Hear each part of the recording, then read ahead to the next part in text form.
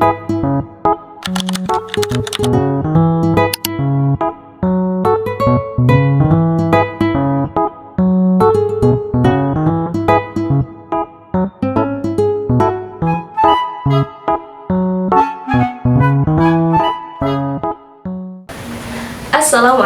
warahmatullahi wabarakatuh. Selamat pagi anak-anak. Apa kabar? Alhamdulillah luar biasa dahsyat. Mari kita awali kegiatan pembelajaran hari ini dengan berdoa terlebih dahulu. Kepada ketua kelas, silakan untuk memimpin doa.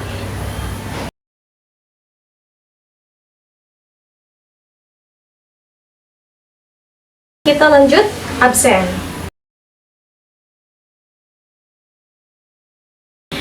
Oke, perhatikan ke depan. Pertemuan kemarin kita sudah membahas materi tentang membiasakan berpikir kritis dan semangat mencintai iptek. Adik masih ingat maksud berpikir kritis dan mencintai iptek di dalam Al-Quran dan hadis itu kayak gimana? Betul banget teman-teman. Berpikir kritis itu adalah cirinya manusia. Allah memberi manusia akal sebagai pembeda dengan makhluk-makhluk yang lain. Dan dengan akal itulah manusia bisa berpikir kritis. Di dalam hadis yang diriwayatkan oleh Abu Dzar radhiyallahu anhu, Nabi bersabda agar kita memikirkan segala sesuatu yang diciptakan oleh Allah Subhanahu wa taala. Nah, selanjutnya di dalam Al-Qur'an surat Ali Imran ayat 190 sampai 191, Inna fi khalqis samawati wal ardi wa ikhtilafil laili wan nahari la ayatin lil ulil albab. Sesungguhnya dalam penciptaan langit dan bumi dan pergantian siang dan malam itu adalah tanda-tanda kebesaran Allah bagi orang-orang yang mau berfikir.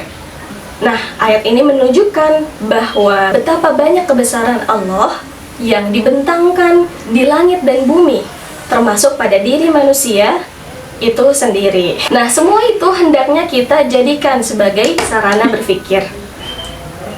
Baik, mari kita lanjut. Hari ini kita akan membahas materi baru, yaitu bab 2, bukti beriman. Bukti beriman di sini adalah memenuhi janji dan mensyukuri nikmat. Secara garis besar, dinul Islam itu terdiri dari 3 ajaran utama, yaitu akidah, syariah, dan akhlak. Yang pertama kita bahas akidah. Apa itu akidah? Akidah adalah pokok-pokok ajaran, pokok-pokok landasan tentang keimanan yang kalau secara umum kita kenal dengan 6 rukun iman. Yang kedua ada syariah. Syariah adalah pokok-pokok ajaran tentang Islam yang kita kenal dengan 5 rukun Islam. Kemudian yang ketiga ada akhlak atau ihsan. Ihsan adalah etika, moralitas ajaran di dalam hidup kita manusia yang bersumber dari wahyu Allah, Al-Quran, dan hadis. Nah, ketiganya ini, akidah, syariah, dan akhlak, itu harus menyatu teman-teman. Tidak boleh terpisah atau hanya ada salah satunya aja. Akidah atau iman itu menghasilkan syariah, menghasilkan Islam.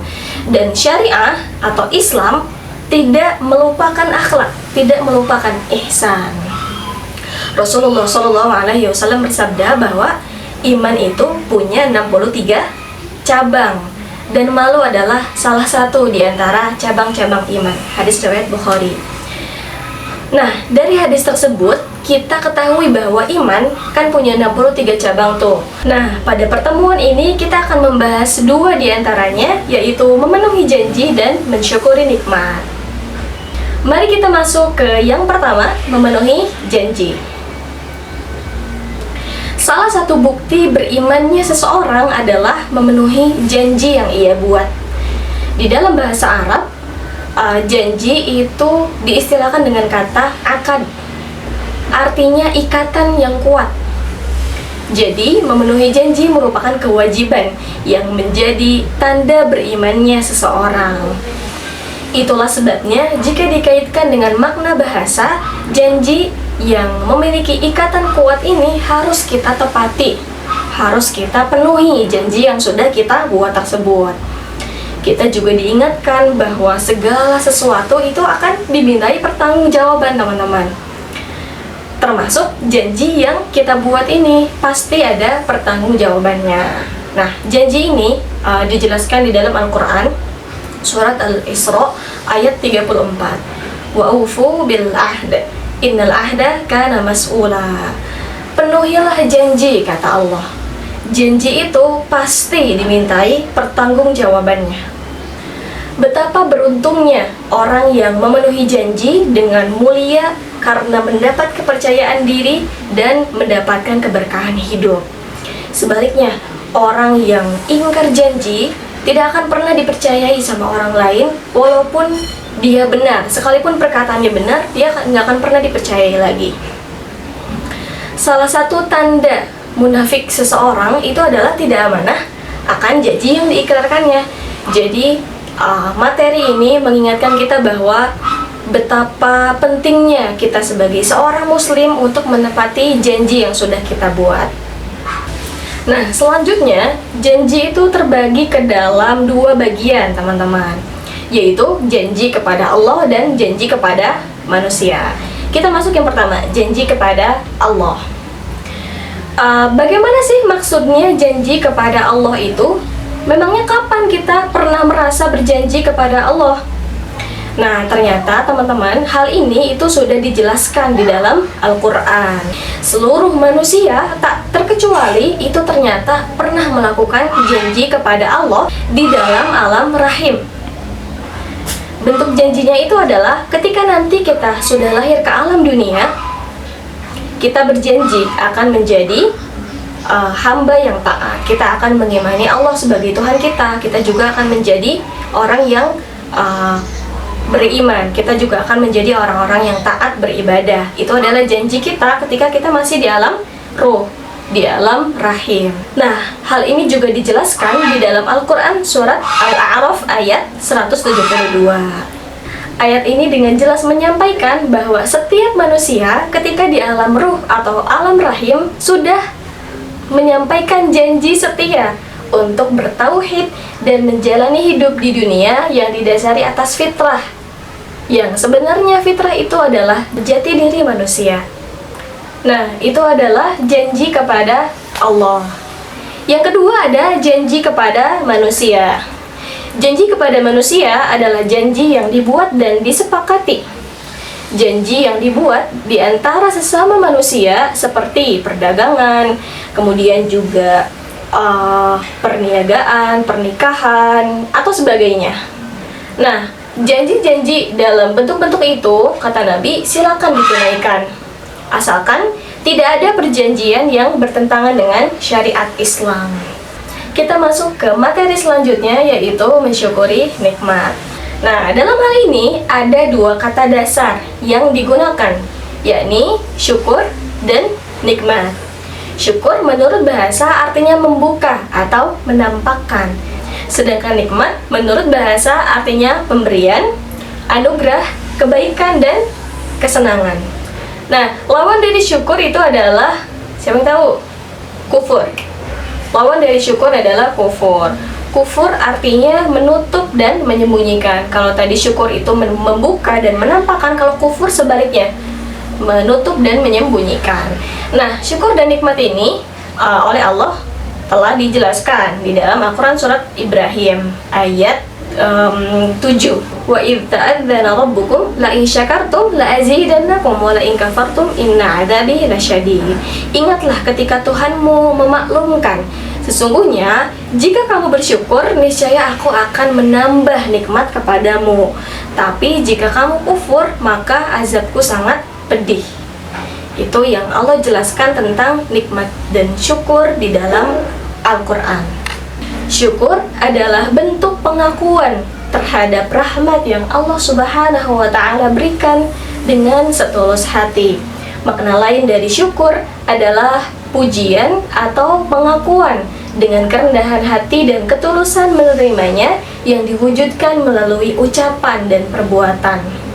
Mensyukuri nikmat adalah berterima kasih kepada Allah Subhanahu wa Ta'ala atas segala nikmat yang telah dianugerahkan kepada kita dengan cara menggunakan seluruh nikmat tersebut sesuai dengan tujuan nikmat itu diberikan. Misalnya kita diberi tangan, kita diberi mata oleh Allah, kemudian seperti yang tadi di pembelajaran awal, kita diberikan akal oleh Allah sebagai pembeda antara kita dengan makhluk lain. Maka hendaknya kita gunakan semua nikmat-nikmat itu, semua anugerah itu kepada perbuatan-perbuatan yang baik, bukan kepada perbuatan-perbuatan yang menyimpang atau perbuatan-perbuatan maksiat. Namun sayangnya banyak dari kita salah memahami bahwa nikmat itu hanya berupa harta benda, berupa uang, berupa fasilitas. Padahal nikmat hidup sehat, kemudian nikmat menuntut ilmu, nikmat bisa beribadah, mendirikan sholat, itu juga termasuk ke dalam bentuk-bentuk nikmat yang harus kita syukuri. Lalu bagaimana caranya agar kita bisa menjadi pribadi yang pandai bersyukur? Nah, jawabannya adalah syukur itu dilakukan dengan 3 hal, yaitu melalui lisan, melalui hati, dan melalui anggota badan. Pribadi yang bersyukur kepada Allah ditandai dengan lisan yang selalu mengucap puji-pujian kepada Allah, selalu berzikir kepada Allah. Kita mendapat nikmat, kita memuji Allah dengan mengucap Alhamdulillah. Kemudian kita mendoakan orang yang memberi kepada kita. Kemudian kita juga memanfaatkan nikmat-nikmat tersebut kepada perbuatan-perbuatan yang baik. Nah, bersamaan dengan itu, hati juga menerima kepuasan atas segala nikmat yang diterima. Lalu, semua nikmat tersebut diwujudkan oleh anggota tubuh kita dalam penunaian ketaatan kepada Allah. Jadi, pribadi yang bersyukur itu ditandai dengan menyatunya hati, lisan, dan perbuatan. Oke, itu adalah materi hari ini tentang memenuhi janji dan mensyukuri nikmat. Terima kasih banyak teman-teman yang sudah memperhatikan dengan baik. Pekan depan, insya Allah kita akan lanjut ke memelihara lisan dan menjaga aib orang lain. Teman-teman boleh baca-baca dulu materi tentang itu, jadi nanti ketika datang pembelajarannya, teman-teman tidak bingung ketika nanti ibu menjelaskan pembelajaran pertemuan selanjutnya. Seperti itu.